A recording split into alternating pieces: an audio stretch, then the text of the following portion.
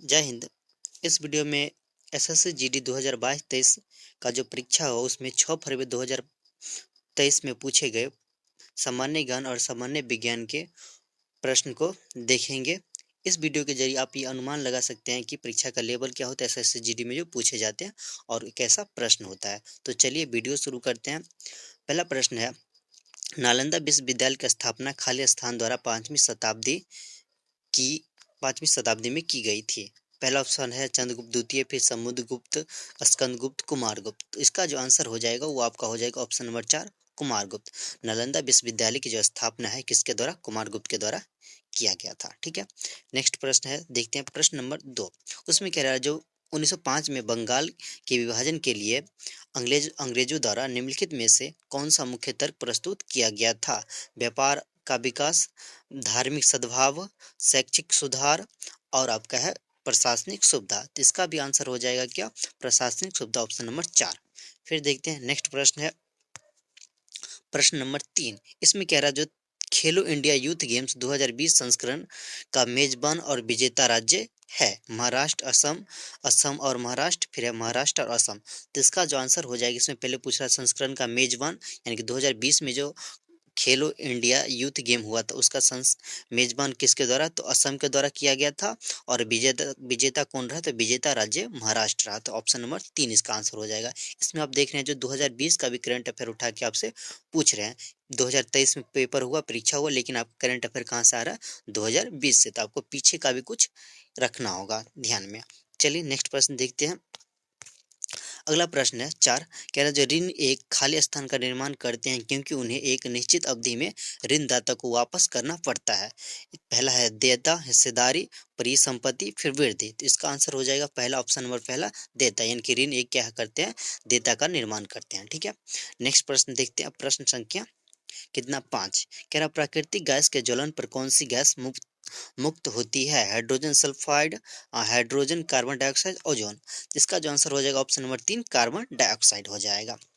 प्राकृतिक गैस के जो है ज्वलन पर कौन सी गैस मुक्त होती है? तो कार्बन डाइऑक्साइड होती है। फिर आगे नेक्स्ट प्रश्न देखते हैं। नेक्स्ट है क्वेश्चन नंबर 6। क्षेत्रफल की दृष्टि में भारत का सबसे छोटा केंद्र शासित प्रदेश कौन सा है? दादर और नगर हवेली, दमन दीव, लक्षद्वीप, अंडमान निकोबार द्वीप समूह, पांडुचेरी। इसका जो आंसर हो जाएगा सबसे छोटा यूटी जो है यानी कि केंद्र शासित प्रदेश भारत का वो कौन सा है? लक्षद्वीप है। चलिए नेक्स्ट प्रश्न देखते हैं। प्रश्न संख्या 7। कह लो जानकी प्रसाद का संबंध कत्था के किस घराने से है? जयपुर घराना, बनारस घराना, लखनऊ घराना, रायगढ़ घराना। रायगढ़ घराना का। तो इसका जो आंसर हो जाएगा ऑप्शन नंबर 2, बनारस घराना का। अगर हम बात करते हैं इसका लखनऊ घराना का, जिसका संबंध पंडित बिरजू महाराज से है। पंडित बिरजू महाराज का जो संबंध लखनऊ घराना से है, जिनका हाल ही में निधन हो गया है। चलिए नेक्स्ट प्रश्न देखते हैं। नेक्स्ट है 8 नंबर। सरकार के संसदीय स्वरूप को खाली स्थान मॉडल के रूप में भी जाना जाता है।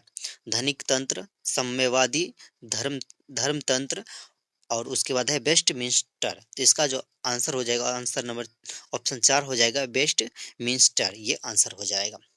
नेक्स्ट देखते हैं। नेक्स्ट है प्रश्न संख्या 9। कह रहा निम्नलिखित में से कौन सा युग्म सम्मिलित नहीं है? कौन सा सही नहीं है? जिसमें हम देखते हैं 2014 शीतकालीन ओलंपिक खेल, ये आपका सही है। फिर देखते हैं आपका 2022 का जो हाल ही में हुआ, ये बीजिंग में हुआ, इसमें भारत से मात्र एक खिलाड़ी गए थे खेलने के लिए, ये 2022 का। फिर देखते हैं 2018 शीतकालीन ओलंपिक खेल जो है ये भी आपका प्योंगचांग में हुआ था, तो ये भी आपका सही। इसमें पूछ रहा था जो कौन सा युग्म सम्मिलित नहीं है, तो इसका जो आंसर हो जाएगा ऑप्शन नंबर 2 हो जाएगा। 2010 का जो शीतकालीन ओलंपिक खेल खेला गया, ये लंदन में नहीं जबकि कनाडा में खेला गया था। ये कनाडा में हुआ था 2010 का शीतकालीन ओलंपिक खेल। तो इसका आंसर हो जाएगा ऑप्शन नंबर 2। नेक्स्ट देखते हैं। नेक्स्ट आपका है प्रश्न संख्या 10। कह रहा है जो हाल ही में प्रकाशित मैडम सर निम्नलिखित में से किस महिला आईपीएस अधिकारी की कहानी है? तो इसका जो आंसर हो जाएगा ये हो जाएगा मांजरी सरोवर, ये आपका ऑप्शन नंबर 2, ये हो गया आंसर। नेक्स्ट देखते हैं। नेक्स्ट कह रहा प्रश्न संख्या 11। ये कह रहा है जो गणगौर महोत्सव देवी खालिस्तान के सम्मान में अधिकांशतः राजस्थान के महिला द्वारा मनाया जाता है।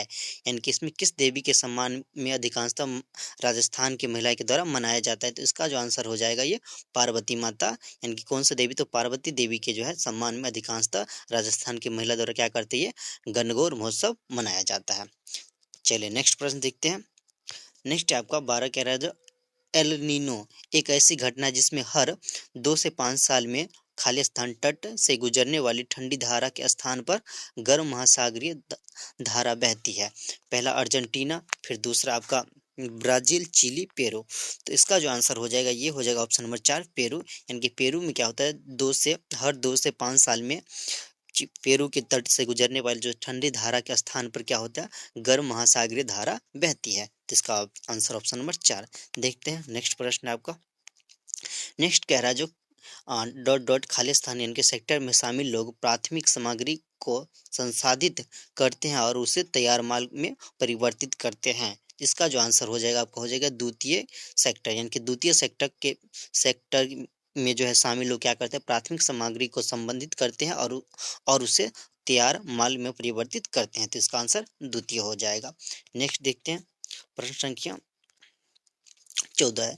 ये कह रहा है जो 14 खाद्य गाइड पिरामिड के शीर्ष पर क्या आता है। खाद्यान्न आता है, वसा और शर्करा आता है, फल और सब्जी आता है, दालें और फलियां आता है। तो इसका जो आंसर हो जाएगा ये हो जाएगा ऑप्शन नंबर 2 वसा और शर्करा। इनकी खाद्य गाइड पिरामिड के जो है शीर्ष स्थान पर क्या आते हैं, तो वसा और शर्करा आ जाता है। नेक्स्ट देखते हैं प्रश्न संख्या 15, ये आपका लास्ट प्रश्न है। ये कह रहा है जो खालिस्तान के अंतर्गत सितंबर 2022 में आवासन और शहरी कार्य मंत्रालय द्वारा पेयजल सर्वेक्षण शुरू किया गया है। तो इसमें कौन सा, तो नमामि गंगे, अटल जल पूर्ति, अमृत 2.0, उसका जल शक्ति। तो इसका जो आंसर हो जाएगा ऑप्शन नंबर 3 हो जाएगा अमृत 2.0। ये आपका लास्ट प्रश्न था। आई होप आपको वीडियो पसंद आया होगा। वीडियो देखने के लिए आपका धन्यवाद।